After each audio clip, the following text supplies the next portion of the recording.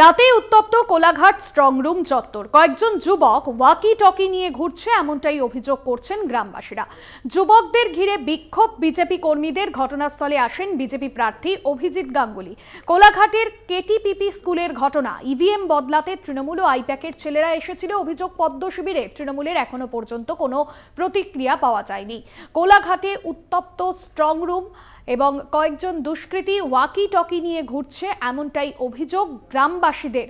এবং তমলুকের বিজেপি প্রার্থী অভিজিৎ গঙ্গোপাধ্যায় তিনি ঘটনাস্থলে আসেন এবং পদ্ম শিবিরের যে অভিযোগ, ঘটনাস্থলে সেখানে তৃণমূলের লোকজন, অর্থাৎ এই যে ইভিএম এর যেখানে রাখা হয়েছিল সেখানে যাদের দেখা গিয়েছিল স্ট্রংরুমে, সেখানে তৃণমূলের এবং আইপ্যাকের লোকজন ঘোরাঘুরি করছে এমনটাই বলেছেন পদ্ম শিবিরের তরফে অভিযোগ। সৌম্যজিৎ চট্টোপাধ্যায় রয়েছেন ফোন লাইনে। সৌম্যজিৎ, এই যে কয়েকজন যুবক সেখানে ঘুরছিলেন ওয়াকি টকি নিয়ে, যে অভিযোগ গ্রামবাসীরা করেছেন, তাদের কি কোনোভাবে চিহ্নিত করা গিয়েছে? কে বা তারা? দেখো ভাস্বতী, গতকালকেই অভিজিৎ গাঙ্গুলি খবর পেয়ে কিন্তু ঘটনাস্থলে পৌঁছয় এবং অভিজিৎ গাঙ্গুলির সঙ্গে আরো কিছু বিজেপি নেতৃত্ব ওখানে গিয়ে পৌঁছয় এবং যে যুবককে তাদেরকে ঘিরে ধরে কিন্তু বিক্ষোভ চলে এবং অভিজিৎ গাঙ্গুলি স্পষ্টতই অভিযোগ করেন যে তারা কিন্তু তৃণমূলের আইপ্যাকের কর্মী। তাদের কে বা কারা ছিলেন তাদেরকে চিহ্নিত করা সম্ভবপর হয়নি, কিন্তু পরে পুলিশ এই স্থানে পৌঁছলে পুলিশের সাহায্য নিয়ে তারা ওই স্থান ত্যাগ করে বলেই অভিযোগ বিজেপির। ভাস্বতী, অভিজিৎ গঙ্গোপাধ্যায় তিনি কি অভিযোগ আনছেন, কি বলেছেন তিনি ঘটনাস্থলে গিয়ে? দেখো, অভিজিৎ গঙ্গোপাধ্যায় যেটা বলেছেন যে ওই জায়গায় ইভিএম করার জন্য এসেছিল এবং তারা কিন্তু তাদের হাতে ওয়াকি টকি ছিল এবং তারা ওই স্থানে ওই ইভিএম রুমে ঢোকার চেষ্টা করেছিল, কিন্তু সঙ্গে সঙ্গে খবর পেয়ে বিজেপি কর্মীরা ওই স্থানে পৌঁছে অভিজিৎ গাঙ্গুলি পৌঁছেন এবং তাদেরকে আটকে দেওয়া হয় ভেতরে ঢোকার থেকে। গ্রামবাসীরা কি বলছেন? স্থানীয় বাসিন্দা না অন্য লোকজন, বহিরাগত কেউ? দেখো, স্থানীয় বাসিন্দারা বলছেন যারা এসেছিলেন তারা কিন্তু বহিরাগত এবং তারা বেশ কয়েকটি বাইক এবং একটি ফোর হুইলারে করে এসেছিলেন। ইতিমধ্যেই কিন্তু একটি বাইককে তারা আটক করে রেখেছে। ইতিমধ্যেই সেই বাইকটি পুলিশের হাতে তুলে দেওয়া হয়েছে। ধন্যবাদ সৌম্যজিৎ। তমলুকের বিজেপি প্রার্থী অভিজিৎ গঙ্গোপাধ্যায় ঘটনাস্থলে যান, কি বলেছেন তিনি এই ঘটনা প্রসঙ্গে শোনাই। ওই হচ্ছে ব্যাপার। কি মনে করছেন, কি কারণে আসছে, কি মনে করছেন? আইপ্যাকের ছেলেরা কোনো প্রবলেম করার জন্য আসছিল, কোনো কারণে গণনার দিনে কোনো গণ্ডগোল, কোনো রকম শুনলাম তো আর্মস ছিল। যদি আর্মস নাও থাকে তারা এখানে ঘুরে বেড়াচ্ছিল কেন? আইপ্যাকের ছেলেরাই ছিল বলে শোনা যাচ্ছে। সবাই বহিরাগত। তিনটে গাড়ির নম্বর আমরা পেয়েছি, তিনটে গাড়ির নাম্বার আমরা পেয়েছি। সেই তিনটে গাড়ি আমরা পুলিশকে নাম্বার দিয়েছি এবং আমরা জানতে চাইব।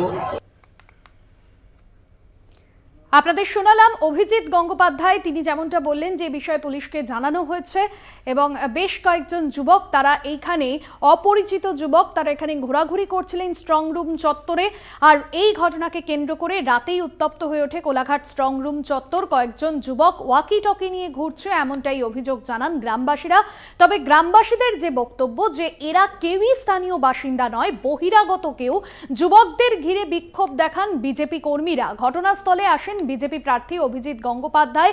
কোলাঘাটের কেটিপিপি স্কুল, যেখানে স্ট্রং রুম রাখা হয়েছিল, যেখানে স্ট্রং রুমে ইভিএম রাখা হয়েছিল, সেই ইভিএম বদলাতে তৃণমূল ও আইপ্যাকের ছেলেরা এসেছিল এমনটাই অভিযোগ করছে বিজেপির নেতা কর্মীরা। এবং এই ঘটনাকে কেন্দ্র করে রীতিমতো রাতেই উত্তপ্ত হয়ে ওঠে কোলাঘাটের এই স্ট্রং রুম চত্বর। কয়েকজন দুষ্কৃতী ওয়াকি টকি নিয়ে ঘুরছে এমনটাই অভিযোগ গ্রামবাসীদের।